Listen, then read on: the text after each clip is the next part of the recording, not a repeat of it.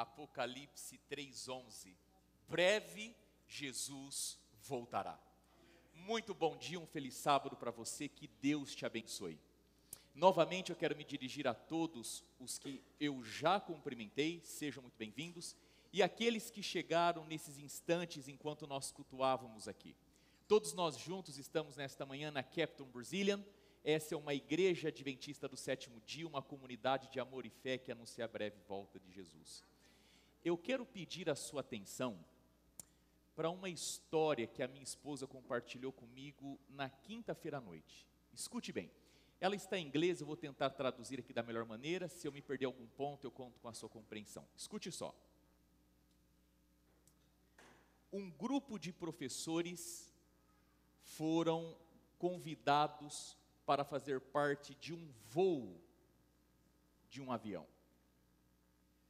Quando a porta se fechou e estava quase próximo do tempo deles decolarem, todos os professores foram informados que aquele avião tinha sido construído pelos seus próprios alunos. Naquele momento, os professores todos levantaram dos seus assentos e correram em direção à porta do avião, procurando sair para se salvarem. No entanto, notaram que havia um professor que estava tranquilamente assentado no seu devido lugar.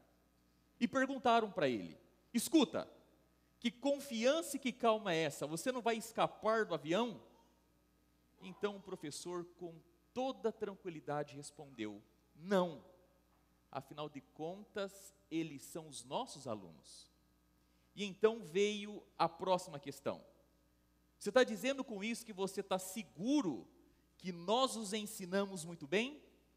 E o professor então respondeu tranquilamente: na verdade eu estou seguro que esse avião sequer vai levantar voo. Queridos, nesta manhã é com alegria que eu me dirijo a você. Nós vamos estudar a palavra do Senhor. Eu quero convidá-lo a abrir a sua Bíblia comigo no livro de Juízes, no capítulo 2. Livro de Juízes, capítulo 2. Juízes é um dos primeiros livros do Antigo Testamento. E eu preciso aqui dizer duas coisas para você nesta manhã sobre esta mensagem. A primeira delas, que originalmente essa mensagem não é minha. Na quarta-feira, pregando aqui na igreja, eu preguei sobre um livrinho que eu li no ano de 2003, na verdade, 2002. Um livrinho pequenininho, de um pastor norte-americano chamado Bruce Wilkinson. É um homem muito famoso. Ele tem programas de TV, de rádio, está presente no YouTube. Um livrinho que fez uma diferença muito significativa na minha vida. O nome desse livro é Oração de Jabes. Alguém já ouviu falar sobre esse livro? Levante a mão, por favor. Um livro sensacional. Pequenininho, mas muito impactante. Hoje eu vou fazer um sermão baseado num outro livro do pastor Bruce Wilkinson. Um livro chamado The Three Chairs. Um livro famoso, conhecido. Se você der um Google, você vai ver o livro. Você pode assistir sermões e mais sermões na internet, em inglês e em português, baseado nesse livro. E o segundo ponto que eu gostaria de fazer para você nesta manhã é que no ano de 2021, talvez na segunda ou terceira vez que eu preguei nesta igreja como pastor, eu já fiz esse sermão aqui. Talvez você, quando eu começar a falar, você vai se recordar. No entanto, eu vou encaminhá-lo ele na parte final para um outro rumo diferente do rumo que eu tomei na última vez que eu preguei esse sermão aqui na igreja. Nós vamos para o livro de Juízes, capítulo 2, e possivelmente a sua Bíblia já esteja aberta. Mas antes de falar sobre o texto e ler o texto, eu queria fazer uma pergunta para você.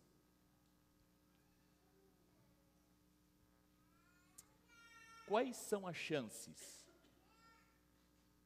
Quais são as chances? Quais são as chances dos nossos filhos deixarem os caminhos do Senhor? Quais são as chances de um dia os nossos filhos negarem, abandonarem, rechaçarem a nossa fé? E nesta manhã eu estou falando aqui para pais, que com certeza amam os seus filhos mais do que tudo nessa vida, mais do que a si mesmos. Eu estou falando a pais e mães que têm os seus filhos nessa igreja. Eu estou falando pais e mães que já vivem o drama de ver os seus filhos vacilando na fé cristã adventista do sétimo dia. Eu também falo para pais que vivem o drama de em algum momento terem os seus filhos rompendo com a fé cristã adventista do sétimo dia.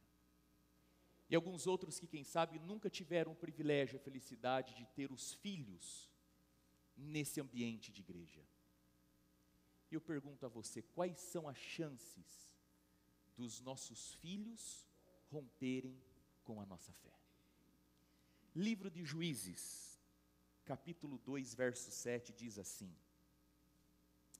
serviu o povo ao Senhor todos os dias de Josué e todos os dias dos anciãos que ainda sobreviveram por muito tempo depois de Josué, e que viram todas as grandes obras feitas pelo Senhor a Israel. Verso de número 10. Foi também congregada a seus pais toda aquela geração, e outra geração que após ele se levantou, que não conhecia o Senhor, nem tampouco as obras que fizera Israel. Eu quero convidar você a novamente nós lermos o texto. É importante que a gente tenha assim o texto com clareza. Afinal de contas é a Bíblia, a palavra do Senhor quem tem que nos falar. Verso 7. Serviu o Senhor todos os dias de Josué e todos os dias dos anciãos que ainda sobreviveram por muito tempo depois de Josué, e que viram todas as grandes obras feitas pelo Senhor a Israel. Foi também congregada a seus pais toda aquela geração, e outra geração após ele se levantou, que não conhecia o Senhor, nem tampouco as obras que fizera Israel. Como a maioria de vocês sabem, a minha esposa e eu, por 2 anos, nós comportamos nesse país enquanto nós éramos estudantes universitários lá no Brasil. Do ano de 2007 a 2009, nós dedicamos parte do nosso tempo como estudantes para comportar, a fim de conseguirmos recursos para caminharmos com a nossa vida, mas também entendendo que essa terra é uma terra de missionários, que hoje precisa ser cristianizada novamente. E uma parte do trabalho que nós fazíamos era visitação de igrejas não adventistas, igrejas de fala hispana, onde nós abordávamos o pastor após assistirmos o culto dele, e eu oferecia para ele a oportunidade de apresentar na igreja dele uma palestra sobre saúde, e essa palestra era feita pela Ingrid. E depois, ao longo da semana, nós visitávamos essas pessoas a fim de oferecer o nosso material voltado à questão de saúde e também educação familiar. Eu me lembro que nós estávamos numa grande cidade, era um domingo à tarde, já tínhamos assistido um culto de manhã, e encontramos o endereço de uma grande igreja, uma igreja tradicional, de uma denominação muito conhecida e respeitada nesse país. Aquela igreja, a princípio, era uma igreja grande, mas nós sabíamos que uma parte dela era oferecida e alugada para uma comunidade menor, uma comunidade hispana. E naquele domingo à tarde, nós batemos na igreja, fomos atendidos pelo pastor, conversamos bastante, mas em algum momento nós perguntamos para ele sobre a igreja americana, proprietária daquele prédio. Um prédio muito bonito, grande. E o pastor falou, olha, infelizmente essa igreja está fechada. Na verdade, essa igreja fechou, ela não funciona mais. Nós operamos aqui, alugando essa parte, um salão que estava na parte de baixo, mas a igreja em si, ela acabou. E segundo ele, acabou de uma forma e por um processo natural. Não teve ali nenhum tipo de problema. Acontece que a igreja não se dedicou à parte da missão, da expansão, da busca por novos membros, e aqueles que estavam ali foram envelhecendo, os seus filhos foram saindo para estudar e trabalhar em outros lugares, e chegou em algum momento que ficou inviável a igreja continuar do jeito que ela estava, pelo número reduzido de membros, e grande parte deles já velhinhos, com vários problemas de ordem de saúde e financeira. No entanto, nesta manhã, o meu ponto não é sobre possibilidade de uma igreja, por não evangelizar, acabar se fechando. O meu ponto nesta manhã é a possibilidade de uma igreja ver que os filhos dos pais da igreja, em algum momento, possam desertar, sair, rumar a sua vida para um outro lugar e não mais andar nos caminhos do Senhor. O que nós acabamos de ler aqui, querido, mostra que esse não é apenas um processo possível, mas é um processo real. Porque esses 2 versos que nós lemos, eles dizem o seguinte: há aqui presente 3 gerações. Uma primeira geração que aparece aqui no texto é a geração representada pelo grande líder, Josué. O Josué, ele representa aqueles que foram testemunhas oculares da ação de Deus no meio do povo de Israel. O Moisés foi o grande libertador, foi responsável por tirar o povo de dentro do Egito, trazê-lo ao deserto para uma travessia de 40 anos até a terra prometida. E quando o ministério de Moisés chega ao fim, ele passa a tocha, o bastão para o Josué, um rapaz novo, mas de uma profunda convicção a respeito de Deus e das coisas de Deus. O Josué, ele teve a oportunidade de ver, de ser testemunha ocular de tudo aquilo que Deus fez pelo povo de Israel. O Josué, por exemplo, ele estava no momento onde o povo chegou diante do Mar Vermelho e não sabia o que fazer e para onde ir. Montanha, exército e o mar. E de repente ele viu, antes de contar o que ele viu, me lembrei de uma história aqui, talvez já contei, desculpa se eu repetir. Certa vez um pastor pregando numa igreja, num dia de manhã, ao contar essa história, diz que a Bíblia, na verdade, ela usa de um eufemismo ali. Não foi que o povo passou assim em terra seca, na verdade era um período do ano onde havia uma grande estiagem, e o leito do rio estava bem baixo, com água ali na altura do calcanhar, o que possibilitou o povo passar. E lá no final tinha uma irmã, uma mulher piedosa, uma senhora assim, muito crente em Deus, na sua palavra. E essa irmã saiu dali desapontada. Mas no final de semana seguinte ela voltou. E voltou animada. E lá no final, enquanto ela cumprimentava as pessoas, em algum momento ela viu que o pastor estava ali, e ela falou: pastor, depois do seu sermão, eu descobri que Deus é muito mais poderoso do que eu imaginava. Afinal de contas, Ele fez com que todo um exército se afogasse e morresse com água até o calcanhar. E o Josué viu e notou toda essa coisa. O Josué, por sinal, ele via que Moisés falava face a face com Deus como um amigo.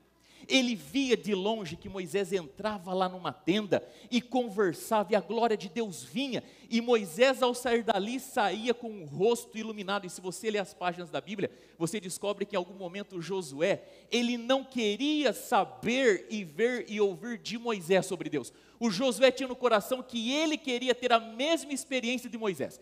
Ele queria falar com Deus face a face. Ele queria ver a glória do Senhor. Ele não queria apenas saber de ouvir. Ele queria ser uma testemunha dos atos de Deus e viver aquela fé de Moisés por si só. O Josué, ele é alguém que sentou aqui e tinha um alto nível de fé, de confiança, de dependência, de relacionamento com Deus. E o Josué marca essa geração que foi testemunha ocular dos feitos de Deus. Mas acontece que o texto falou para nós que existe uma segunda geração aí. Os filhos daqueles que foram testemunha ocular. E essa geração aqui, eles não viram, mas eles ouviram. Porque o pai, a mãe, contou para eles de tudo aquilo que eles ouviram e viveram. Os pais, representados aqui por Josué e pelos anciãos, fizeram questão de deixar saber aos seus filhos de tudo aquilo que eles viveram. Eles mesmos não viveram, não tiveram essa experiência, não tiveram a chance de ver tudo que eles viram e viveram, mas de alguma maneira os pais não poupou eles de saberem. Eles ouviam, não tiveram a experiência, mas sabiam.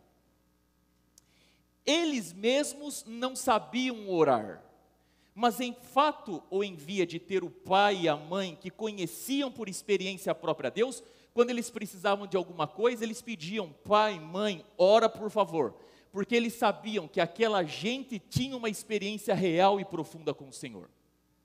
Só que eles tiveram filhos, e os filhos desses aqui não tiveram a experiência pessoal e ocular, viam que os seus pais viviam na dependência dos seus avós, notavam que os seus pais por si só não desenvolveram uma intimidade, um relacionamento profundo e convicto no Senhor, e segundo o texto, a Bíblia diz que eles sequer conheciam ao Senhor.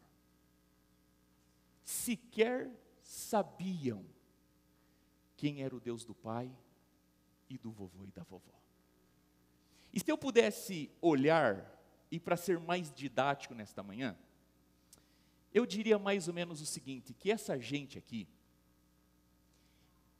a gente poderia chamá-los de gente do compromisso, ou do comprometimento com Deus. Era gente que tinha assim Deus em alta conta. Deus era tudo para eles. Eles conheciam ao Senhor por uma experiência real, genuína, verdadeira, profunda. Eles não tiveram dependência de nada e de ninguém. O que eles passaram a viver com Deus era fruto da intimidade pessoal deles com Deus. Gente de comprometimento, de compromisso com o Senhor. Quem aqui, quando criança, numa brincadeira, já foi chamado, que não é legal, a gente até chorava por isso, ou já falou assim, ó, fulano é café com leite? Alguém sabe dessa expressão? O que é o café com leite? Ele está ali, mas é como se não tivesse. É como diz alguém assim, ó, não influi nem contribui. Está ali, mas não está ao mesmo tempo. Então essa gente aqui, a gente pode falar aqui do café com leite. Estão, mas é como se não estivesse. E essa gente aqui, talvez nós poderíamos chamar do pessoal da crise. Porque uma vida na qual a gente não conhece a Deus, é uma vida vivida em plena crise.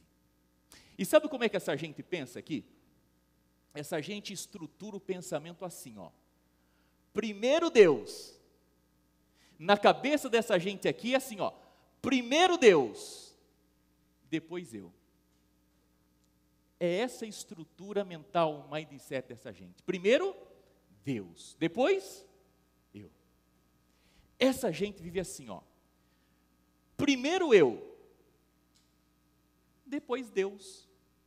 Não é que Deus não existe, não é que eles são ateus. Na verdade, até um ponto importante aqui, ateísmo não existe. Não existe ateísmo. Até porque quem nega Deus, vive com Deus, nem que seja para viver negando. Não existe ateísmo. A pessoa pode ser ateu do Deus da Bíblia, mas todos nós, indistintamente, temos um Deus dentro de nós, um valor absoluto, seja ele qual for, que vai categorizar, priorizar, determinar todas as coisas na nossa vida.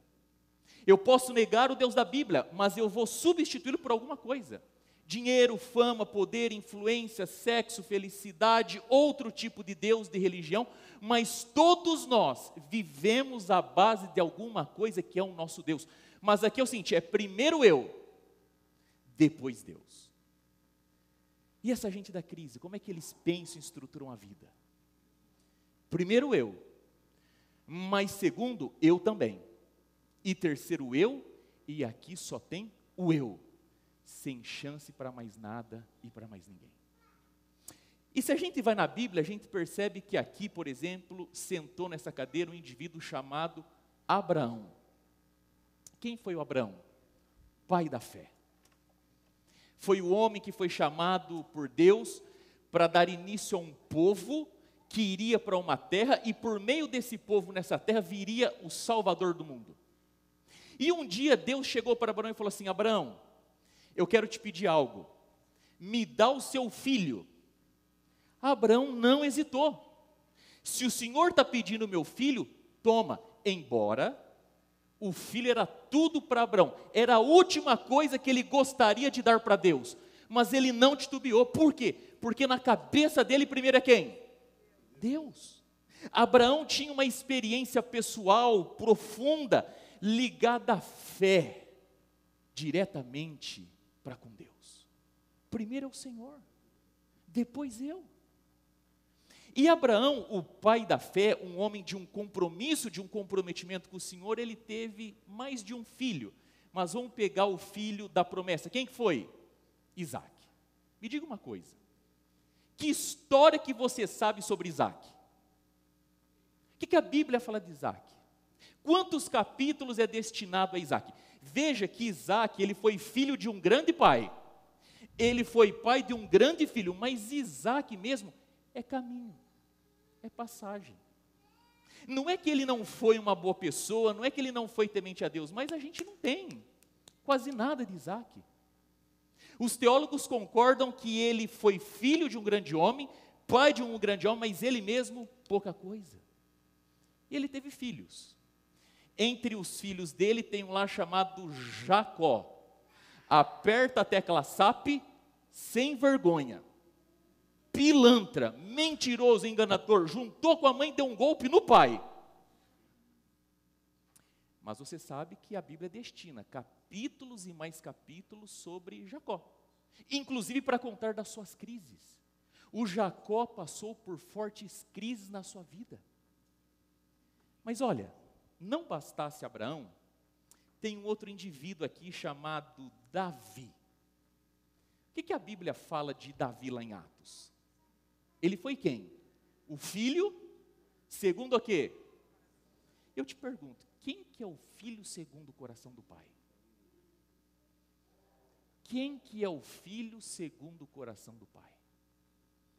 Filho segundo o coração do pai é o filho que não peca? É o filho perfeito? Não. O filho segundo o coração do pai não é aquele que não peca, mas é aquele que chora quando peca. O filho segundo o coração do pai não é o filho perfeito, mas é o filho coerente. Escute só o que eu vou lhe dizer. O filho segundo o coração do pai não é o filho que não peca, é o filho que é coerente, porque quando o profeta chegou e falou assim, Davi, apontou o dedo para ele e falou assim, ó, você pecou? O Davi não se explicou, não se justificou, não transferiu culpa e responsabilidade. Sim, eu pequei contra Deus. O filho segundo o coração do pai não é o filho que não peca, todos nós pecamos, mas é o filho que quando lhe é denunciado o pecado, não se explica, não se justifica, não transfere culpa nem responsabilidade, e só ele sabe no íntimo da sua alma, como é duro ser o que ele é, e ele cai na presença de Deus e se quebra e se arrebenta. Mas o Davi teve também entre os filhos um outro, o Salomão. Salomão começou a coisa muito bem. Deus falou assim, ó, pede eu te darei. O que Salomão pede para Deus? Sabedoria. E Deus deu muita sabedoria. Mas o Salomão, embora começou bem, daqui a pouco começou a se perder. Porque Deus falou assim, ó, Salomão, não junte ouro, não acumule exército e não tenha mulheres. Nada de ter muito ouro, nada de ter exército forte, e para que esse negócio de um monte de mulher. E a gente vai lendo a história e daqui a pouco Salomão tem 300 no oficial, 700 no paralelo. 1000 mulheres. 1000 mulheres. 1000 mulheres. E aí, querido, lendo a história do Salomão, tem um fato interessante aqui. Porque o Salomão, ele começa a criar um meio, um caminho de expansão. Ele quis aumentar o império. E ele adotou o seguinte método. Ele ouvia falar de uma terra com um rei. E ele pensava assim, quem são as filhas daquele rei? São bonitinhas? É um crush bacana? Eu vou lá, vou casar e vou aglutinar o reino ao meu reino. As filhas daquele rei são bonitinhas? Não, é tudo um canhão. Então destrói tudo e eu invado e tomo a terra para mim. E com isso Salomão foi crescendo o império, a sua fama foi crescendo. As pessoas vinham para saber quem era o Salomão. E não teve reino nesse mundo mais rico, mais próspero do que o Salomão. Começou bem, mas é aquela coisa, meia calabresa, meia portuguesa. A gente não sabe se está para cá ou se está para lá. Mas o Salomão teve filhos também.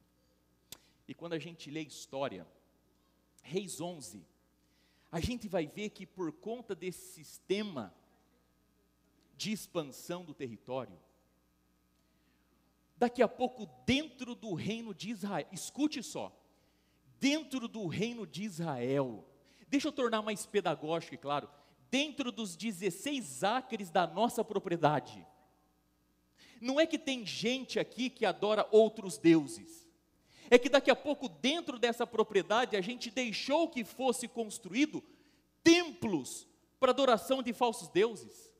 Imagina você chegar aqui sábado de manhã e um estacionamento para cá e um outro para lá, só que lá é outro Deus, não é o Deus da Bíblia. E o livro de Reis fala claramente que dentro do território de Israel, não é que tinha gente que não adorava o Deus verdadeiro, existiam templos para que se fosse cultuado outros deuses.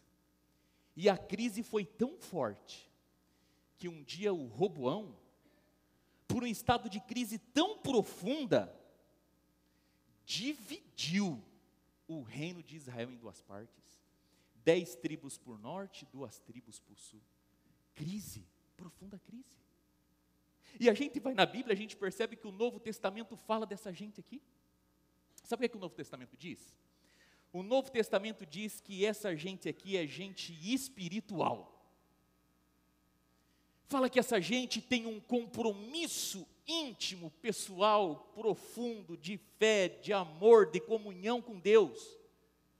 É uma coisa real, profunda, que qualquer um que vê, nota que essa gente aqui tem em conta Deus como a melhor, a maior, o centro da sua vida. É primeiro Deus, depois se tiver necessidade mas é Deus é tudo para eles. Mas o Novo Testamento fala que essa gente aqui é o que a gente fala de gente carnal. Meio cá, meio lá. Ora, mas fofoca.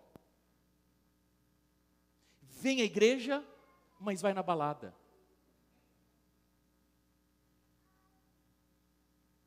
É gente que a gente olha e a gente não consegue perceber na essência o que é. Coração dividido, vida fragmentada. Mas não dá para dizer que é ateu. Mas a gente não consegue sustentar nos caminhos do Senhor. Mas o Novo Testamento fala que essa gente aqui é gente natural.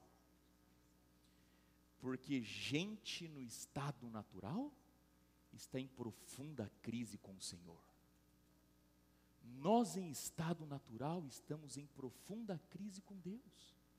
E o Apocalipse diz que essa gente aqui inclusive é quente, é vibrante. Deus é visto, sentido, notado. Porque essa gente vive uma vida pessoal com Deus. E olha, eu não estou dizendo igreja. Eu estou dizendo daquilo que é a espiritualidade do indivíduo, daquilo que é da vida. É de gente que talvez se fosse lançada lá no Azerbaijão, não mudaria nada. Ou se fosse colocado num palácio lá na Suíça, não mudaria nada. porque eles estão na rocha que é Cristo Jesus. Eles cantam de coração que Jesus é melhor do que tudo. Eles amam a Bíblia, amam as pessoas, amam a casa de Deus.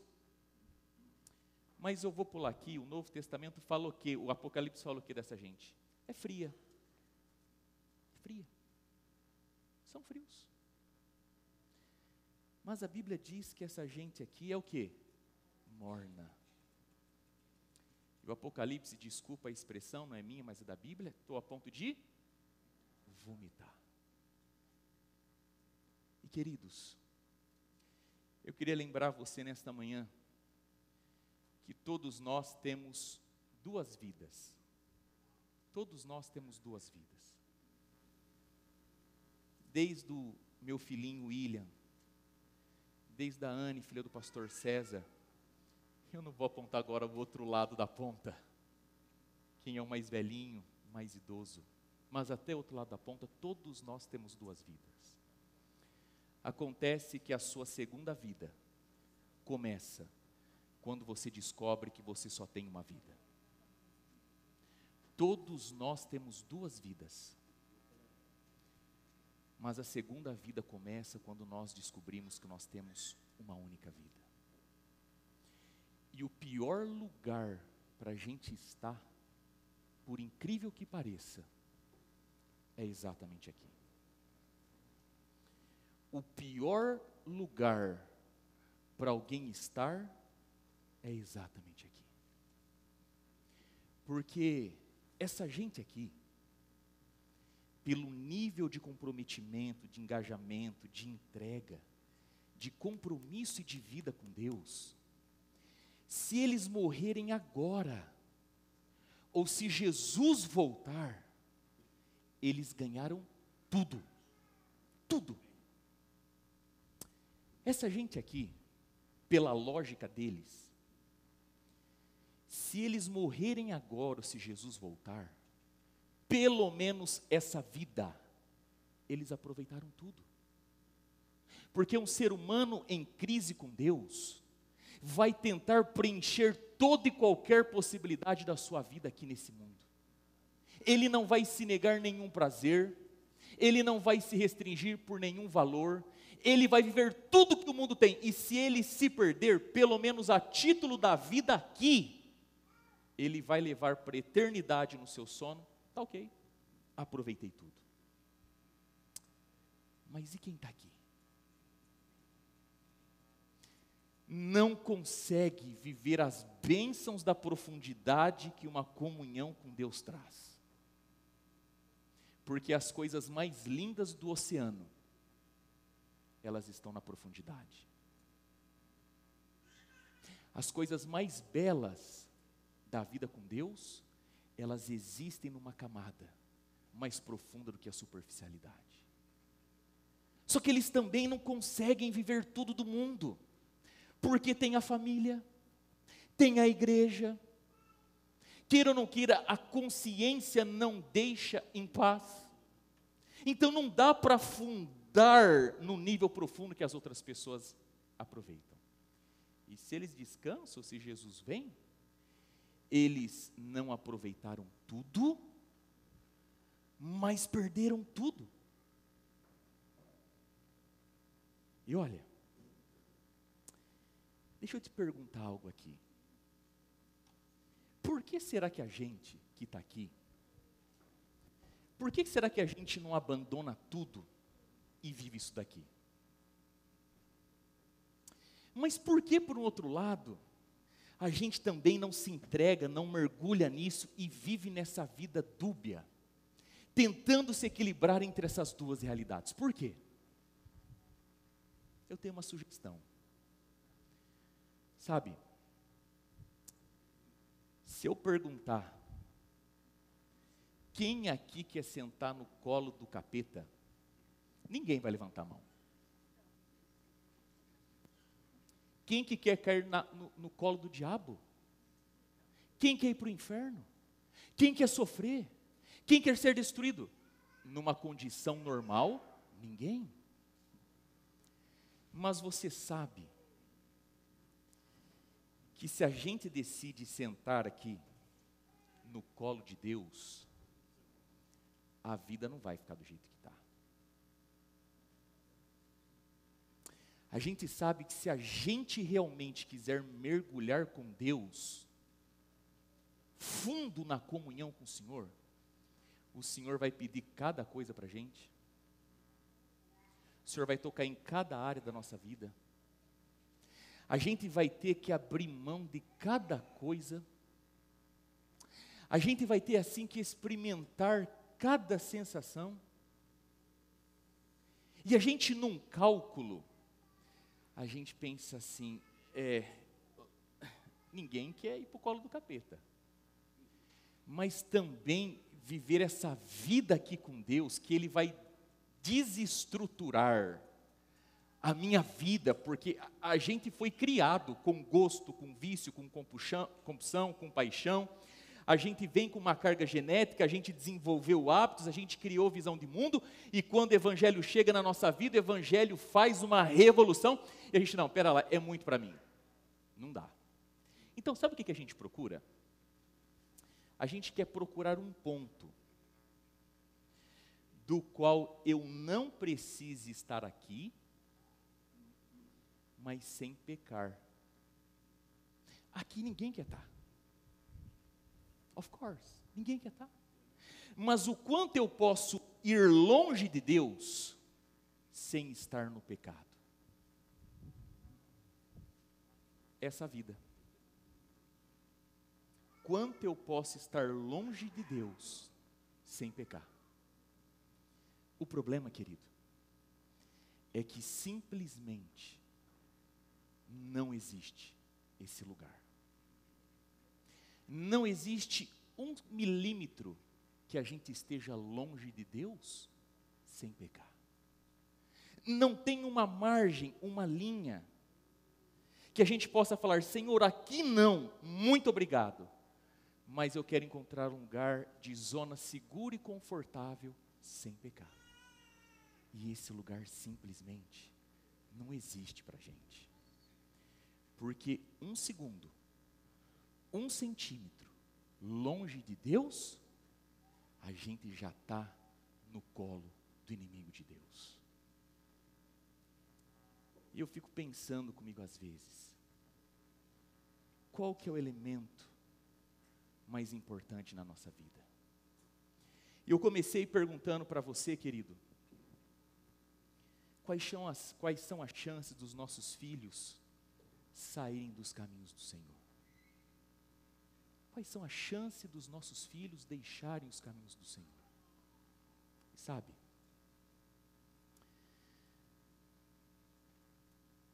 os nossos filhos sabem. Talvez eles não falem, mas eles sabem quando e se estamos aqui. Talvez eles não expressem, e quanto menor, mais dificuldade de modular sentenças e pensamentos e expressar, mas eles sabem, se a gente está aqui. Os nossos filhos sabem também, quando a gente está aqui. Eles notam, não são bobos. Eles olham para a gente, e só do olhar deles, eles leem como um raio-x, perfeitamente que a gente está aqui. Porque quando a gente está aqui, as coisas são visíveis, são externas, a gente não engana. Mas quando os nossos filhos olham e a gente está aqui, é uma maluquice na cabeça deles. Uma ordem de confusão profunda. Porque ora eles veem a gente de um lado, como se tudo estivesse alinhado às coisas de Deus. Amém, glória, aleluia. Mas tem horas que eles captam as nossas conversas, o nosso comportamento, o nosso jeito de lidar com as coisas da igreja, e eles se perturbam. E você sabe, isso não é novidade. O que mais afasta os nossos filhos dos caminhos do Senhor, é uma coisa só, é incoerência. E se tem uma coisa que fere a alma de todo ser humano, é incoerência. E os nossos filhos ficam perdidos e confusos. E essa geração, não sei se é a primeira, mas ela é marcada por ouvir com os olhos. Os nossos filhos a todo momento estão ouvindo com os nossos olhos, percebendo tudo o que se passa ao nosso redor. E daqui a pouco, por um estado de nem lá nem cá, café com leite, meia calabresa, meia portuguesa, um estado de mornidão, a gente vai crescendo no coração dos nossos filhos. Uma apatia, frieza e antipatia às coisas de Deus.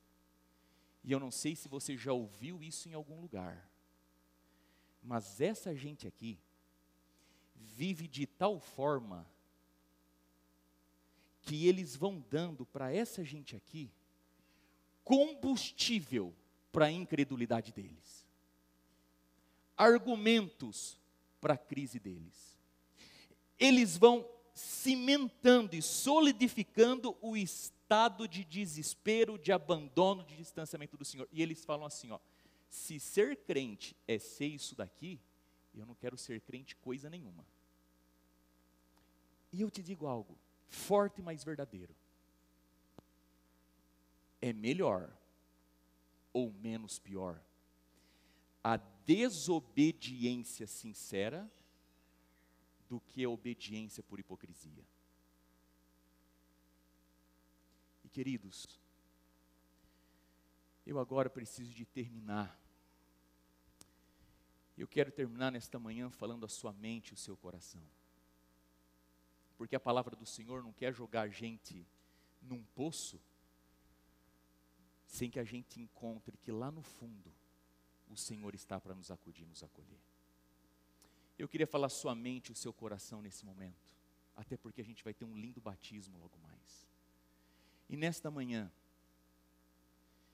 eu queria propor a você, pai e mãe, que tem o seu filhinho, a sua filhinha aqui, ou que tem o seu filhinho, a sua filhinha aqui, mas já olha ele indo para fora. Para você, pai e mãe, que não tem o seu filhinho, a sua filhinha aqui. E quem sabe para você que não teve nunca. Qual que é a coisa mais importante na vida da gente? Há um tempo atrás eu preguei aqui na série que eu vou retomar em breve de Apocalipse, eu disse assim, ó, não existe prioridades. Existe prioridade. Prioridades é você desmanchar no meio a essência do que é prioridade. Prioridades é assim, ó, água seca. Não existe, porque prioridade é a capacidade de dizer não para todas as coisas e focar naquilo que é essencial. E a minha pergunta para você é, qual é a coisa mais importante na vida da gente?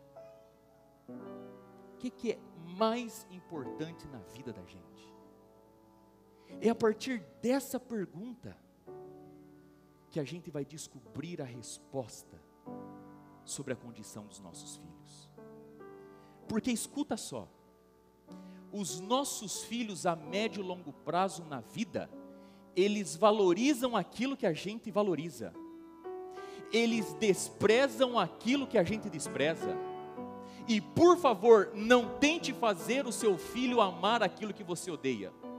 Obedecer à ordem que você não cumpre. Fazer aquilo que você rechaça. Por favor, não tente convencer o seu filho daquilo que ele não vê na sua vida. Mas pastor, deixa eu te falar algo aqui. Olha só, eu não vivo tudo o que eu prego. Aliás, só Jesus viveu tudo o que pregou.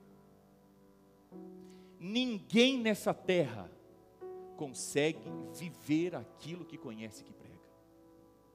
E não há mal e nem pecado a gente viver, ou melhor, não viver aquilo que a gente prega. O problema é a hipocrisia. É a gente pregar, não vivendo, mas tentando fazer o outro acreditar que além de pregar eu vivo também. Ninguém vive o que prega, mas nem por isso a gente precisa de ter duas caras, nem por isso a gente precisa de tentar se equilibrar em dois mundos. E maldito o homem que habita em mim, que sabe, e nós não enganamos a nós mesmos, muito menos a Deus, que sabe a dor que é aquilo que a gente é, e que não encontra solução a não ser cair de joelhos na presença de Deus, e clamar com toda a alma: Senhor, tenha misericórdia de mim.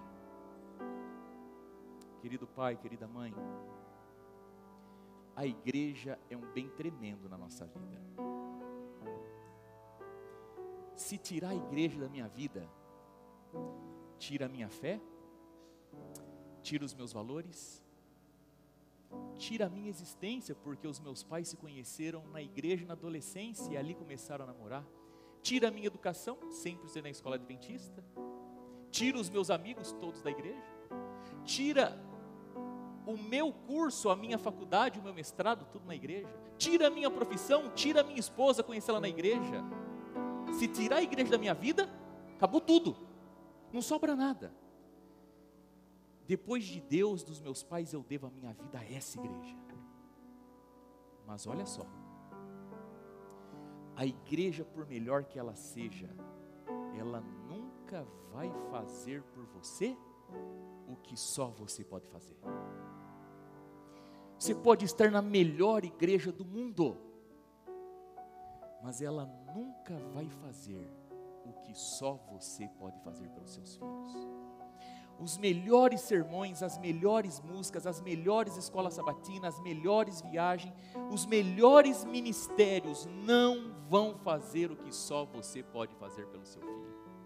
É com você. E pai e mãe, eu te pergunto de novo, qual que é a coisa mais importante na sua vida? Eu tive a oportunidade de, como vocês sabem, de estudar lá na Andrews. E o nosso pastor nesse período foi o pastor Dwight Nelson, que depois de 40 anos se aposentou agora. Um homem de Deus, um lindo ministério. Era ali que nós frequentávamos e assistíamos. E uma coisa me chamou muita atenção no pastor Dwight Nelson, que raras vezes ele falava de si, da sua família, da sua história. E por uma razão especial, a gente quando vem à frente, a gente tem tanta coisa boa para falar, por que eu vou ficar falando de mim? E eu acredito nesse modelo, mas com todo respeito, eu queria contar uma pequena parte da minha vida, que no fim da história não tem que ver comigo, tem que ver com Deus. Os meus pais se conheceram na adolescência, na igreja, namoraram, foram para o internato, se casaram, mas é fato que eles vieram de um lar, que por não ser um lar cristão, aos moldes nossos, trouxe toda uma carga para a vida deles. Então, quando a gente chega na igreja de primeiro, e eu estou falando aqui talvez nessa manhã para gente que é a primeira geração de adventista, você se converteu, você abraçou o Senhor, mas você sabe, está me entendendo perfeitamente, a vida ainda não é aquilo muito bem organizado, porque a gente traz toda uma história, todo um contexto que ainda está nas nossas entranhas. Mas sabe uma coisa que eu acho bonito nessa gente aqui? Que quando eles se convertem, eles vão fundo, eles abraçam a fé, tem hora que eles são até chato, porque aonde vai só fala de Jesus. É o tipo de gente que dá um monte de estudo bíblico, e converte um monte de gente, que vem a família, vem amigo, e a gente que está aqui há muito tempo, a gente olha para eles e fala assim, puxa vida, o que ele está vivendo aqui agora, eu tenho 30 anos de igreja e não consigo viver. É ou não é? Só que tem um monte de problema aqui ainda. E quando eu nasci, eu recebi um monte de problema, que acompanhava, que vinha. que fazia parte. E a gente vai aprendendo e vai vendo, e conforme a gente vai crescendo, a gente vai vendo que tem um monte de coisa desestruturada, que eu não preciso entrar em detalhes aqui. E inclusive para eu estudar sempre foi uma luta, porque na escola eu dependia de bolsa, e a escola sempre me deu. Quando eu fui para o internato, ensino médio, quando você mais quer aproveitar e curtir a vida, eu fui fazer uma entrevista lá com assistente social, fui todo arrumadinho, bonitinho, ela deve ter olhado para mim, quer saber? Essas mãos aí estão muito, muito branquinha, tem que lavar umas panelas. Mandou para a cozinha, paneleiro, tinha que entrar na panela para lavar. Estudava à tarde, trabalhava de manhã, domingo, final de semana, 3 anos trabalhando para poder estudar. Aí quando eu fui para o NASP, de novo ia ter que trabalhar, só que no NASP ia ter que trabalhar no período de aula e comportar nas férias. Eu me lembro que quando eu estava na primeira comportagem, depois de ter sido aprovado no vestibular de teologia, eu estava na segunda cidade melhor do Brasil, a primeira é Ribeirão Preto. Olha, se você não conhece, meu amigo, não parta dessa para outra sem passar por Ribeirão. Se dê esse luxo. Segunda cidade é Caxias do Sul. Meu pai, Caxias é um paraíso. E eu estava lá em Caxias, meu irmão e eu. Alguns de vocês conhecem meu irmão. E era um dia perto do Natal. A gente andava assim e já via aquele movimento de Natal. Como o comportor entrava nas casas, eu já via árvore, presente. A gente já via muita gente de férias. E sabe quando você vai se sentindo descolado da realidade? Sabe aquela história, eu falei semana passada, do todo mundo? E hoje eu vejo aqui quanta gente está assim, bem vermelhinha, né? Bem marronzinha, bem bronzeada, veio do feriado. Só para te falar, você que viajou, a gente ficou aqui, viu? A gente ficou aqui. A gente não abandonou o barco, não. Em algum momento fui percebendo, olha, todo mundo de férias, todo mundo com presente, todo mundo de árvore de Natal, todo mundo junto. O que eu estou fazendo aqui? Uma mochila cheia de livro, eu e meu irmão, 1.600 quilômetros longe de casa. O que a gente está fazendo aqui? Para que a gente está aqui? Qual que é o sentido disso? E eu comecei a me questionar. Era uma rua que não era de asfalto, era de terra, numa subida, era perto do meio-dia. E eu parei assim, e o meu irmão foi saber disso depois de algum tempo. E ali me deu vontade de abandonar tudo e voltar para casa. Mas eu pensei, se eu voltar para casa, quais as chances de eu não cair numa crise? Quais são as chances de eu voltar para casa, de daqui a pouco me perder do plano, do propósito, da realidade de Deus? Se eu voltar para casa, talvez eu não vá cair ali, mas eu vou ficar no meio do caminho, pela negação de alguma coisa que Deus tem para mim. Eu me lembro que naquele dia eu fiz um voto e uma oração com o Senhor. Falei, Deus, é o seguinte, se eu não for a geração que vai se sacrificar, não tem geração melhor para frente. Não tem como ir para frente. Se a minha geração, se eu e meu irmão que estamos aqui, se a gente não se sacrificar, e sacrificar até o fim da vida, não tem coisa boa para frente. E naquele dia, lá no fundo da minha alma, eu tenho uma decisão, que eu seria a geração da minha família que iria me sacrificar, não por mim, mas pela história da minha família,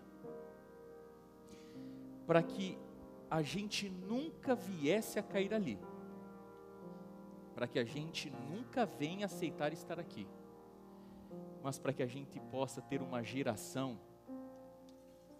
que viva aqui, que viva com o Senhor. E sabe, queridos, não que a vida se tornou perfeita, não que nasceu um novo homem, mas sabe que quando a gente lê a Bíblia, e o fato surpreendente da Bíblia é que ela não nega que os maiores dos maiores sentaram aqui. O Jacó, o Davi, o Moisés, o Sansão, todos eles sentaram aqui. A Bíblia não nega e não esconde. Mas a Bíblia diz que lá no íntimo, esses homens tinham um compromisso com o Senhor. Lá no íntimo eles sabiam que a vida deles encontraria sentido, valor, se eles vivessem essa experiência profunda e íntima com Deus, que necessariamente nem sempre passa pelos caminhos da igreja, que necessariamente nem passa pelos caminhos do trabalho, necessariamente não passa na vida de um caminho bom, fácil, bonito, de dia ensolarado, mas essa gente decidiu não abrir mão do seu compromisso com Deus. E querido pai, querida mãe, querido irmão e irmã, nesta manhã eu quero chamar você a tomar decisão no seu coração de ser a geração a se sacrificar. Se a gente faz sacrifício por tantas coisas na vida, por que a gente não vai se sacrificar para os nossos filhos? Eu não estou dizendo que quem tem os filhos fora e longe dos caminhos do Senhor tem culpa e é porque não se sacrificou, jamais. Embora alguns digam, santo de casa não faz milagre, né, pastor? Eu logo me pergunto, mas será que é santo? Mas é fato que às vezes os nossos filhos tomam decisões e nos deixam de mãos amarradas, e a gente vai fazer o quê? E nessa hora, só nos resta a melhor de todas as coisas, que é orarmos pelos nossos filhos. Mas eu quero chamar você, meu irmão, minha irmã, que está me assistindo inclusive da internet, a parar de querer viver a ilusão da vida, porque muito dinheiro compra uma mansão, mas não te dá um lar, porque muito trabalho te dá um colchão bom, mas não te dá sono, muito dinheiro te coloca no meio de um monte de gente, mas não preenche vazio existencial. Que a vida na América é repleta de muitas luzes, mas que muitas vezes deixa a nossa alma na escuridão. Eu quero te chamar nesta manhã a você ser o sacrifício vivo na sua casa. Eu quero convidar você nesta manhã a trazer a sua família diante do altar. Há um tempo atrás, lá na Andrews, a gente estava de manhã sem poder ir para a igreja como vocês aqui. E eu juntei a Ingrid, na época era o Martin e a Lauren, bem pequenininhos, e a gente fez um culto em casa. E eles trouxeram um videozinho para mim, de um trio de crianças que eles gostam de ver cantando, e eles cantam musiquinhas desse trio. Trio R3, são irmãos nossos de outra denominação. E eles cantam uma música linda, um clipe lindo, que eu gostaria que você assistisse. Na sequência nós vamos orar pelo batismo. Mas querido pai, querida mãe, você é a geração que Deus está chamando para se sacrificar pelo seu filho, pela sua filha. E não existe sacrifício de paga mais alta do que aquele que nós fazemos pelos nossos filhinhos. Assista esse clipe, preste atenção na cena, escute e entenda a música, e permita que o Espírito Santo fale ao seu coração.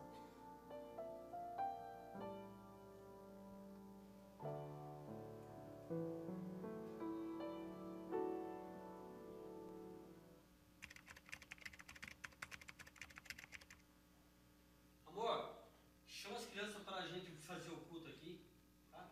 Crianças, vamos orar. Se o Senhor não edificar a casa, em vão trabalham os que edificam. Se o Senhor não guardar a cidade, em vão vigia a sentinela. Eis que os filhos são herança do Senhor, e o fruto do ventre o seu galardão. Senhor maravilhoso, queremos te agradecer, ó Deus, por todas as coisas. Queremos te pedir nessa hora que o Senhor venha guardar a nossa casa, Senhor, guardar a minha família. Guarda, Senhor, as famílias do nosso Brasil, as crianças, Senhor. Proteja-os, estenda a tua mão, livra de todo o mal, da fúria do inimigo, pois nós precisamos de ti, Senhor. Precisamos das suas mãos estendidas para nossas famílias. Guarda, Pai, em nome de Jesus, nós pedimos e te agradecemos.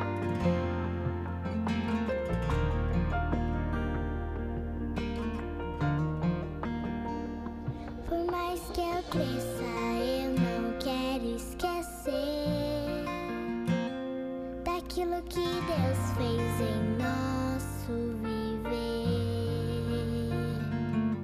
Eu conheci de perto Deus que sustentou meus pais, e eu nunca o deixarei, pois Ele não nos desamparou jamais.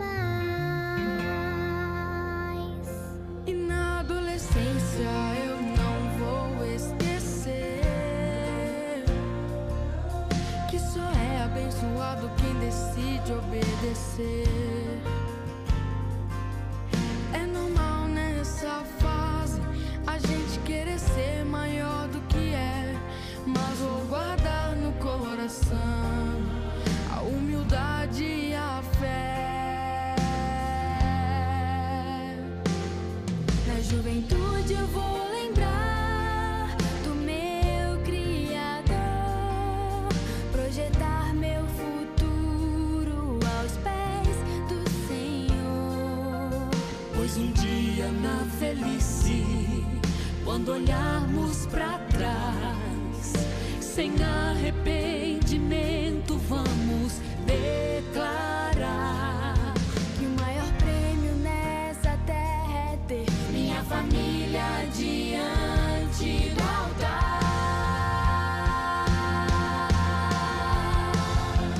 Guarda, Senhor, a nossa família. O teu altar é o nosso esconderijo, onde o mal não pode nos alcançar. Senhor, onde a nossa aliança ninguém vai quebrar. Guarda, Senhor, a nossa família. O teu altar é fonte que nos alimenta. A tua graça sempre nos basta, Senhor. O maior tesouro em nosso lar é a tua presença. E debaixo da unção que está sobre o nosso lar, profetizamos que a sua história hoje vai mudar. Seja abençoado em seu trabalho, em seus projetos, declaramos a vitória. Receba a bênção no seu casamento e sobre os seus filhos agora. Guarda, Senhor, a nossa família. O teu altar é o nosso esconderijo, onde o mal não pode nos alcançar. Senhor, onde a nossa aliança ninguém vai quebrar. Guarda, Senhor, a nossa família. O teu altar é fonte que nos alimenta. A tua graça sempre nos basta, Senhor. O maior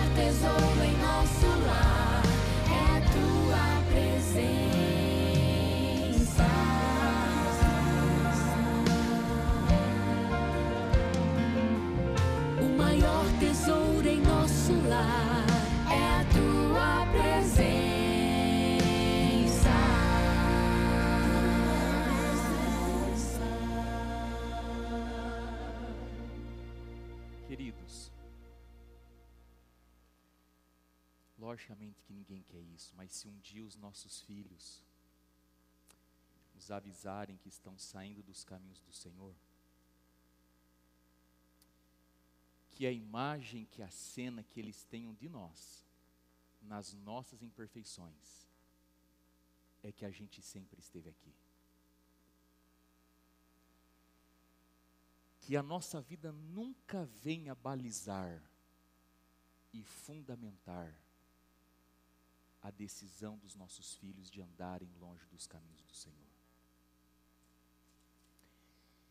E se um dia o Martin, a Lauren, o William, misericórdia, saírem da nossa fé, da nossa igreja, eu vou chorar copiosamente. A minha fronha do travesseiro vai encharcar. Mas eu quero chorar por eles e não por mim. Querido pai, querida mãe, vale a pena todo o sacrifício pelos nossos filhos. Se sacrifique. Se o seu joelho tiver que ficar na carne viva, se o seu joelho tiver que perder cartilagem e o próprio cálcio do osso, perca. Porque é melhor a gente entrar no céu se arrastando do que sozinho. Nesta manhã nós vamos ter uma cerimônia linda na nossa igreja. Eu quero convidar aqui que entre, por favor, o pastor Silvano Lesse e a pequena Laura. A Laura está tendo uma oportunidade ímpar na vida. Olha só. Hoje, além de ser batismo, é o aniversário da Laura.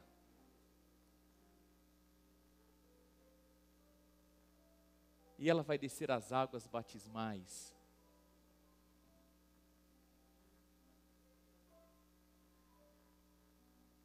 Mas a gente vai chamar também a família Souza. Denilson, a Viviane, o Pedro, a Laura, que já está ali. Os demais amigos e familiares, pode ser, Denilson? Todos podem vir aqui à frente. E, por favor, podem. Está aqui Viviane, Denilson. Todos os amigos, familiares, podem vir aqui à frente. E fazendo a ficha batismal da Laura, eu disse algumas coisas para ela. Mas eu tive que dizer para os pais que se ela chegou aqui como uma criança, não foi sozinha. Os pais tiveram a sua grande participação e colaboração. A igreja está aqui para servir nos seus diversos ministérios e áreas. Querido pai, querida mãe, você não está sozinho. A nossa igreja está à disposição para isso.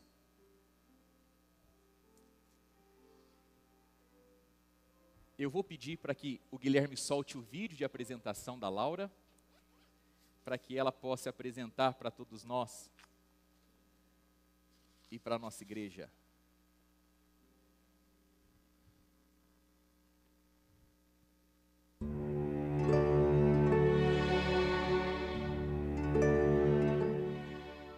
Oi, meu nome é Laura Braga Souza e hoje eu estou fazendo 9 anos e eu estudo na Appleton Adventist Academy e eu estou na 4ª série. Meu verso preferido é: lâmpada para os meus pés é a tua palavra, luz para os meus caminhos. A minha música preferida é Maranata. Minha história preferida é de Davi e Golias, porque Davi estava perto de Deus e ele venceu o gigante. E se eu estar perto de Deus, eu vou vencer todos os gigantes.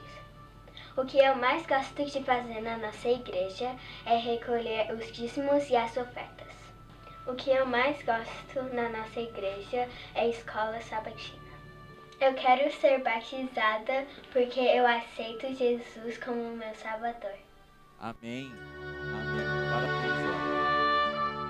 E antes da Laura ser batizada, uma uma amiga do coração dela, uma amiguinha, a Elô, tem uma música especial para cantar para a Laura nesta manhã.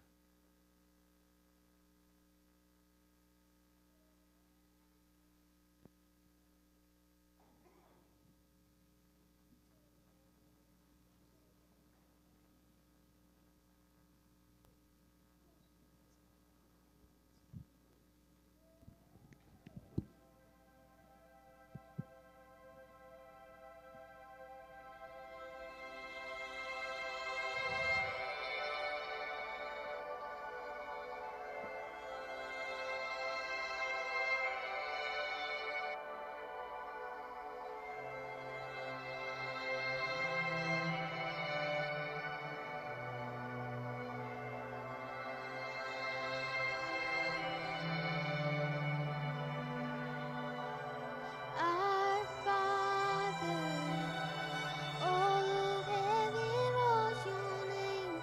Sing louder. Let this place erupt with praise. Can you hear it? The sound of heaven touching earth.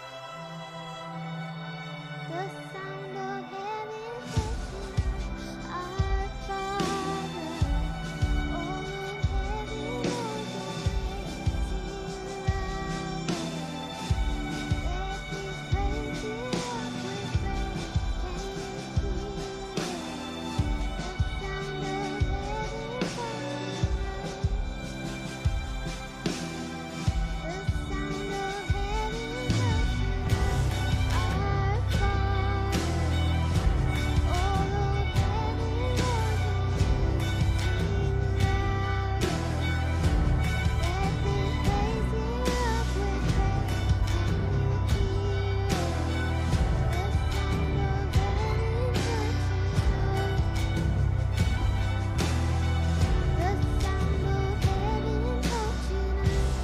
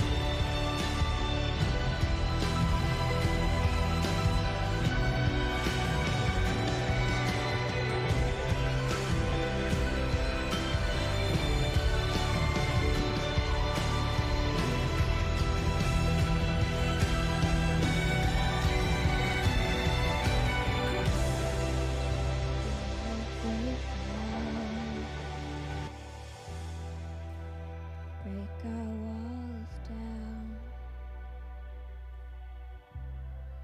Spirit, break out.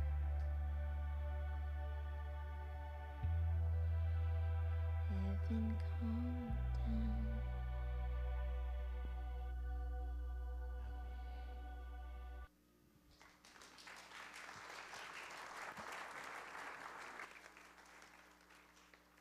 Laura, eu já fiz algumas perguntas para você e gostaria de fazer algumas outras, como todos que batizaram aqui, pode ser? Perguntas rápidas e fáceis que você sabe a resposta. Você acredita que há só um Deus, Pai, Filho e Espírito Santo? Aceita a morte de Jesus como seu Senhor e Salvador? Você acredita que através de Cristo Jesus, as suas orações são atendidas, ouvidas, e através de Deus, muitas bênçãos vêm à sua vida e da sua família? Você crê que a Bíblia é a palavra de Deus? Você aceita os 10 mandamentos como uma cópia do caráter e da vontade de Deus para a sua vida? Você aguarda a breve vinda de Jesus e está disposta a se preparar e pregar que Ele em breve voltará? Você aceita tanto a Bíblia como a palavra de Deus, como os livros do Espírito de Profecia da Senhora Ellen White, como um guia, conselhos, orientações para a nossa vida? Você crê que a Igreja Adventista do Sétimo Dia é a Igreja de Deus nesta terra, responsável pela pregação do Evangelho? Você crê que o nosso corpo é o templo do Espírito Santo e por isso que nós devemos cuidá-lo, tanto na parte interna quanto externa?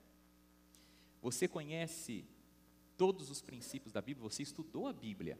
Está disposta a aceitar todas as verdades de Deus para a sua vida? Aceita o ensino no Novo Testamento, especialmente, que o batismo serve para o perdão dos seus pecados e para marcar na vida de todos nós que você entregou a Jesus, a sua vida? E, finalmente, você está disposta a ser membro desta igreja, dessa daqui, mas sabendo que nós somos uma igreja mundial, que anunciamos que em breve Jesus voltará? Parabéns, Laura, que Deus te abençoe. Todos nós aqui estamos muito felizes por você. Eu vou pegar o microfone. Pode usar, Denilson. Está aqui, eu uso.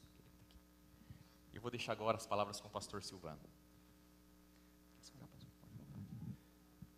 Bom sábado a todos, é um imenso privilégio podermos estar na casa do Senhor. Eu quero agradecer de uma forma especial ao Denilson, ao Vivi, à Laura por ter me dado esse privilégio de poder batizá-la.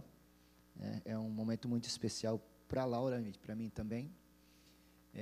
Eu conheci essa família quando cheguei aqui em Maryland. Eles nos ajudaram, nos acolheram aqui com muito amor e carinho, e eu vi a Laura crescer mais ainda, né? Quando chegou aqui, estava pequenininha, mas ela brincava, e ainda brinca com a minha filha, a Mariana, e sempre estão juntos. E eu quero, Laura, te agradecer por esse momento, aquela ligação que você me fez, me convidando para fazer o seu batismo, foi uma ligação muito especial, e eu quero te agradecer por esse momento, e a toda a família, a todos vocês, que Deus nos abençoe.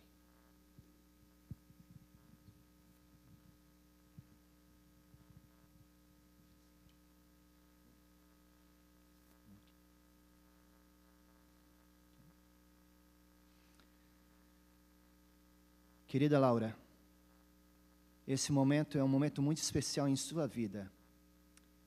E nesse momento você está mostrando a todos que estão aqui nessa igreja, nesse local, mostrando a Deus que você está entregando a sua vida por completo a Ele.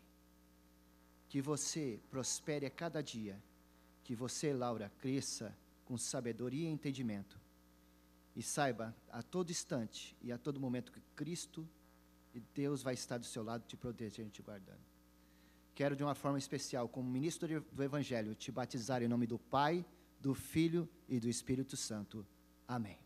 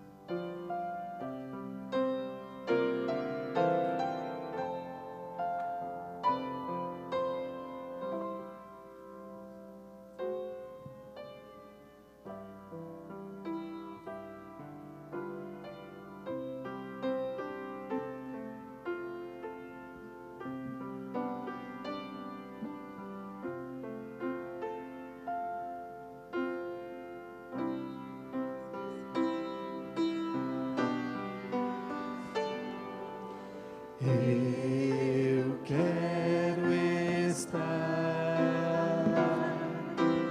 bem junto à cruz, doce paz desfrutar. Sim, ao teu peito eu busco a paz, pois teu amor divinal satisfaz, pois teu amor divinal satisfaz. Não trago nada mais ao Senhor, só este meu coração pecador, mas te suplico em contrição, ó Salvador, dá-me paz e perdão, ó Salvador, dá-me paz e perdão. Sim, quero a Cristo bem junto estar, até lá no além conseguir aportar. Ó lar eterno, lar de esplendor, lá estarei junto ao meu Salvador,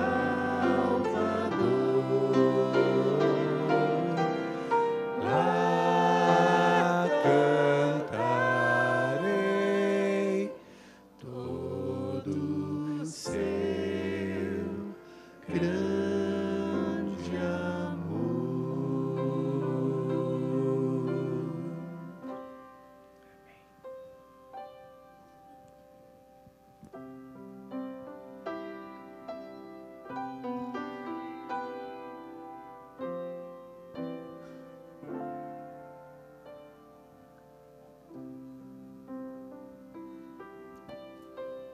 Deus, eu quero convidar a todos para nós orarmos pelos nossos filhos.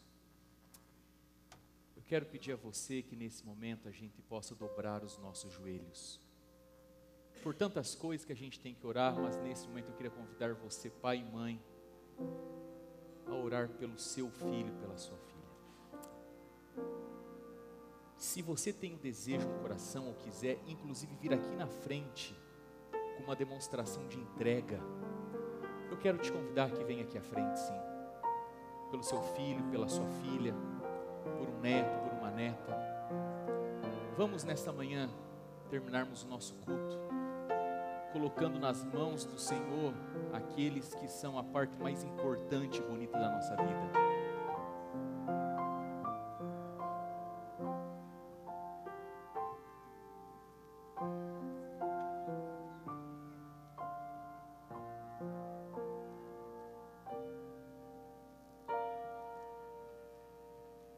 Salmo 78,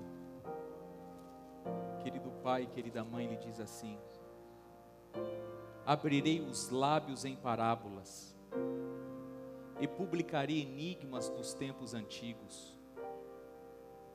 O que ouvimos e aprendemos, o que nos contaram nossos pais, não encobriremos aos nossos filhos, contaremos às próximas gerações, tanto os louvores do Senhor, quanto o seu poder e as maravilhas que o Senhor fez, a fim de que essa geração conheça o Senhor, e que esses filhos que ainda hão de nascer, se levantem, e por sua vez se refiram aos seus descendentes, para que coloquem a sua confiança em Deus, e não se esqueçam dos feitos de Deus, mas que guardem todos os seus mandamentos.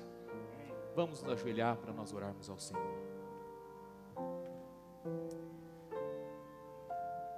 Querido Deus,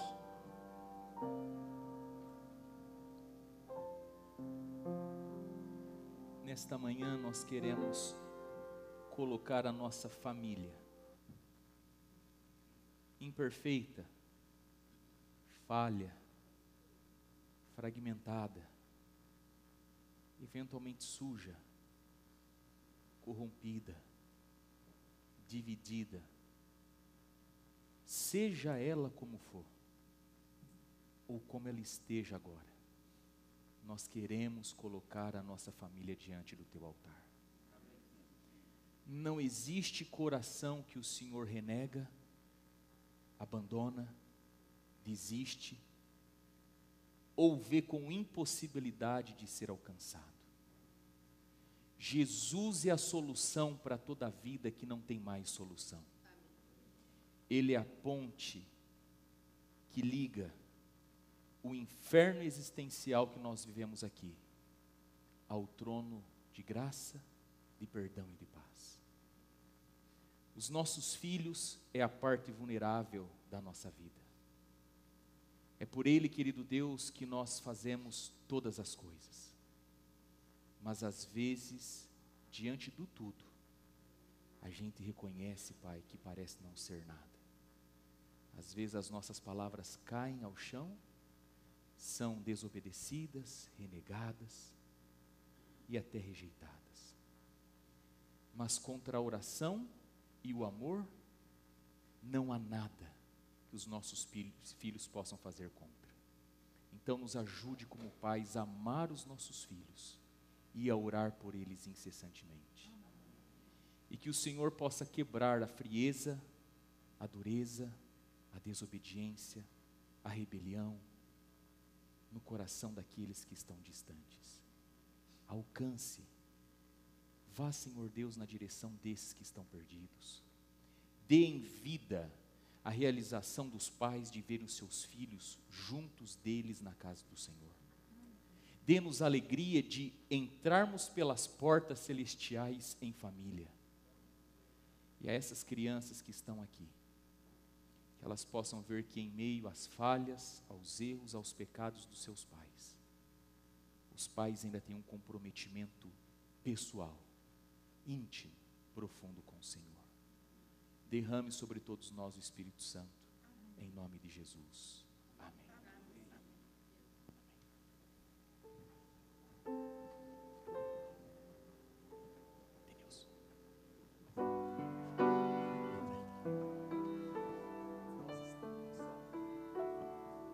Nós estamos aguardando a Laura.